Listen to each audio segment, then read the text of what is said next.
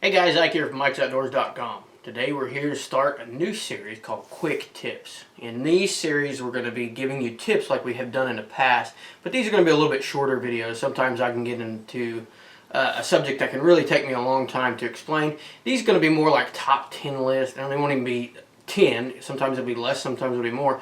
These are going to be more like I'm just going to hit on the key features of the tip or the topic that I'm talking about that day, and not really go into a large amount of in-depth, information on that specific subject. So we're going to start this. We're just going to call them quick tips, and this is our first video in that series. This quick tip video is about late season bow hunting. Alright, I said late season bow hunting. This really will cover anything. We have a late season muzzleloader here in Missouri that runs from December 28th to into January. So this is really good tips for muzzleloader season as well. The first tip that we have on hunting late season is food source. This is going to be a key to hunting late season. If you can find the food sources, there are going to be a good chance that you're going to find does hitting those areas as well as mature buck. Pretty much every deer in the area is going to be finding those food sources because they are going to be few and far between. So find the food sources in the late season that are left over and get a tree stand on those and hunt those pretty hard. The next thing you're going to have to the next tip that I have here, number 2, is good camo.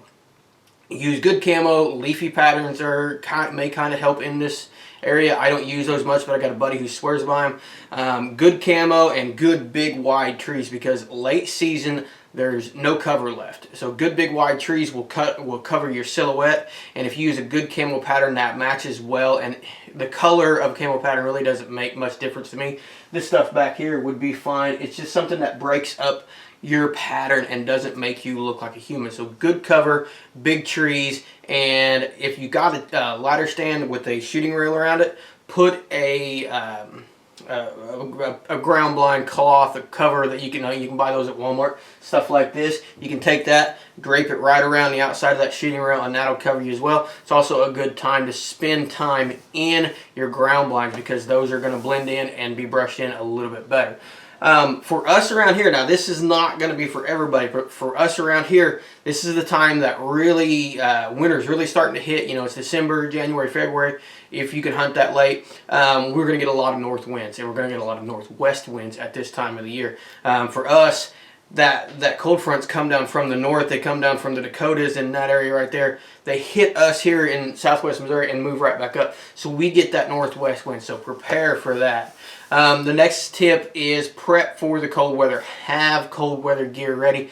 Layer up. Wool is really good. Cotton is really bad. I have heated jackets from Milwaukee that I absolutely love, absolutely swear by. I have some wool lined pants. I have some Berber fleece. So have your cold weather gear ready to go, and get out there and get bundled up and be safe, because cold weather can kill you just as fast as hot weather can kill you. The next thing we have for you here is be mobile. This is a great time to have your climber out, because you're going to get into areas where food sources are very, very limited. A couple years ago, I got into a situation where the deer were hitting this one tree, and I think they called him a Kentucky coffee bean tree.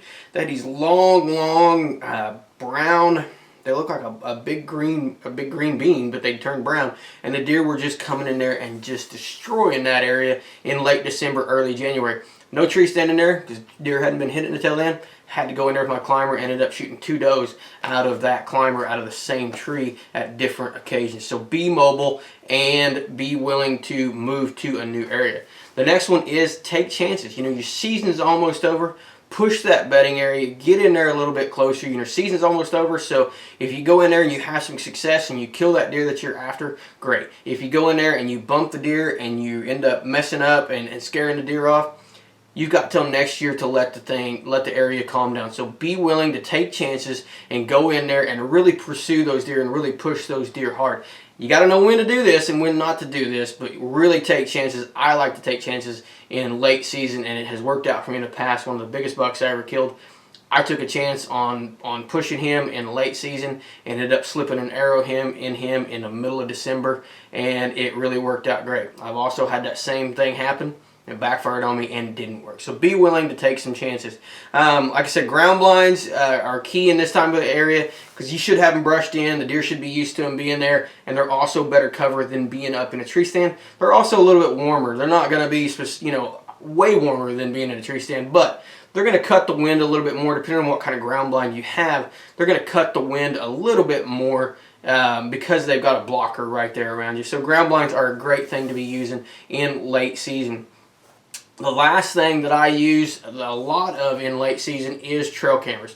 Your pattern changes. You have a summer pattern, you have a fall pattern, you have a winter pattern, and you have a spring pattern. So these deer change according to the food source. So if you don't know what pattern your deer are on in late season, a lot of guys that I know have either killed their deer by mid-November or are just not hunting anymore after mid-November. If you're like me, this year I've had terrible luck and haven't had an opportunity to kill a deer yet, so I'm going to be hunting late season.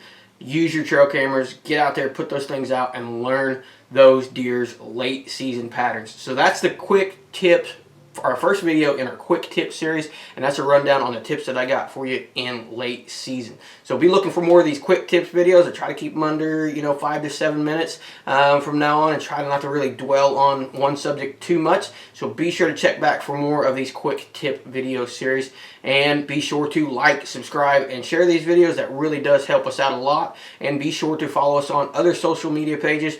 Just Google Ike's Outdoors or search for Ike's Outdoors on that platform, and you'll find us there. Appreciate you guys watching.